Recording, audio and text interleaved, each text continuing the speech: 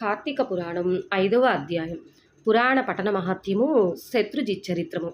వశిష్ఠుడు తిరిగి ఇట్లు చెప్పెను. ఓ జనక మహారాజా వినుము. కార్తీక మాసమందు పాపక్షయము కొరకు పుణ్యమును చేయవలెను. పుణ్యము చేత పాపము నశించుటయే కాక పుణ్యము అధికమవును.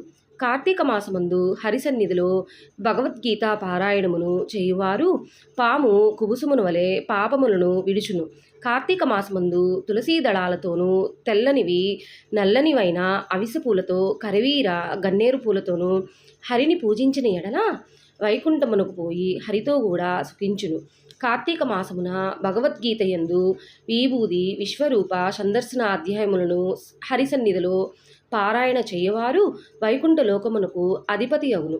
కార్తీక మాసమందు హరిసన్నిధిలో శ్లోకము కానీ శ్లోక పాదము కానీ పురాణము చెప్పిన వారు విన్నవారును కర్మబంధ వినుర్ముక్తులగుదురు. కార్తీక మాసమందు శుక్లపక్షమందు వనభోజనము చేయువారికి సమస్త పాపములను నశించును. ఇతర కాలములలో జపకాలమందు హోమకాలమందు పూజాకాలమందు భోజన కాలమందు తర్పణ కాలమందున చండాలుల యొక్కయు పాపాత్ముల యొక్కయు శూద్రుల యొక్కయు అశౌచవంతుల యొక్కయు సంభాషణలను వినినచో దోష పరిహారం కొరకు కార్తీక మాసమందు వనభోజనం ఆచరించవలెను. అనేక జాతి వృక్షములతో కూడిన వనమందు ఉసిరిక వృక్షము వద్ద సాల గ్రామము నుంచి గంధ పుష్పాక్షాదులతో పూజించి శక్తి కొలది బ్రాహ్మణులను పూజించి భోజనము చేయవలను. ఇట్లు కార్తీక మాసమందు వనభోజనము చేసిన ఎడల ఆయా కాలమందు చేసిన సమస్త పాపములు నశించి విష్ణులోకమునందు సుఖముగా నుండును. కాబట్టి తప్పక కార్తీకమందు వనభోజనము ఆచరించవలయును. కార్తీక మహత్యమును భక్తితో విని బ్రాహ్మణుని కుమారుడు నీచ జన్మ నుండి ముక్తుడయ్యును. రాజు ఇట్లు అడిగిను. ఓ మునీశ్వర, బ్రాహ్మణుని కుమారుడు ఎవరు? వాడేమి కర్మ చేసును? దాని చేతున విముక్తుడాయును. ఈ వృత్తాంతమును వినవలయునని కుతూహలపడుచున్నాను. వశిష్ఠుడిట్లు పలికెను. జనక మహారాజా చెప్పెదను వినుము. కావేరీ తీరమందు దేవశర్మయ్యను బ్రాహ్మణుడు వేదాంగ పారాంగతుడు కలడు. ఆ దేవశర్మకు దురాచారవంతుడగు ఒక కుమారుడు కలడు. అతని దుర్మార్గమును చూచి, తండ్రి, నాయన, నీకు ఈ పాపములు నశించడే ఒక మాటను చెప్పెదను. కార్తీక మాసమందు ప్రాతస్నానం చేయుము. సాయంకాలమందు హరిసన్నిధిలో దీపములను సమర్పించుము.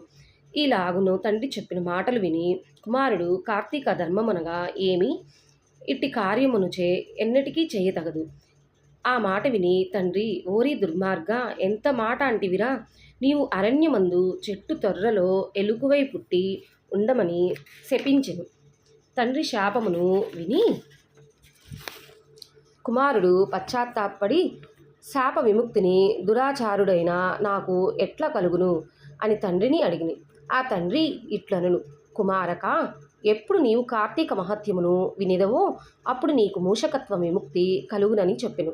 తండ్రి ఇట్లు చెప్పి ఊరుకున్నంతలో కుమారుడు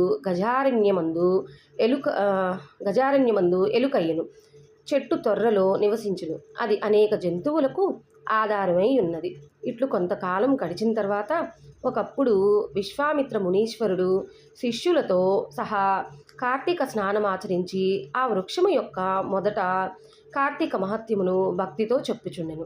అంతలో దురాచారుడను హింసకుడును అగు ఒక కిరాతకుడను వేట నిమిత్తము అచ్చడికి వచ్చి బ్రాహ్మణులను చూచి పాపాత్ముడు కనుక దయాశూన్యుడై వారిని చంపనిశ్చయించెను. అంతలో విశ్వామిత్రాదిముని సందర్శనము వలన వానికి జ్ఞానము కలిగి సంతోషించి, అయ్యా, ఏమిటి ఈ పని వల్ల ఏమి ఫలము అని అడిగెను. కిరాతకునికి అడుగుబడి విశ్వామిత్రుడు ఇట్లు చెప్పెను. కిరాత, వినుము, చెప్పెదను. నీ బుద్ధి మంచిదైనది. ఇది కార్తీక ధర్మము. ఈ ధర్మము మనుష్యులకు కీర్తి పెంపొందించును. కార్తీక మాసమందు మోహము చేతనైనను స్నానదానాధికమును చేసినవాడు పాప విముక్తుడై వైకుంఠమును చేరును. కార్తీక మాసమందు భక్తి శ్రద్ధలతో కూడినవాడై స్నానదానాది వ్రతము ఆచరించువాడు జీవాన్ముక్తుడు అగును. విశ్వామిత్రుడు ఇటులు కిరాతుని గురించి చెప్పిన కార్తీక ధర్మమును వృక్షము మీదనున్న ఎలుక విని అప్పుడే నీచదేహమును విడిచి విప్రుడయ్యను.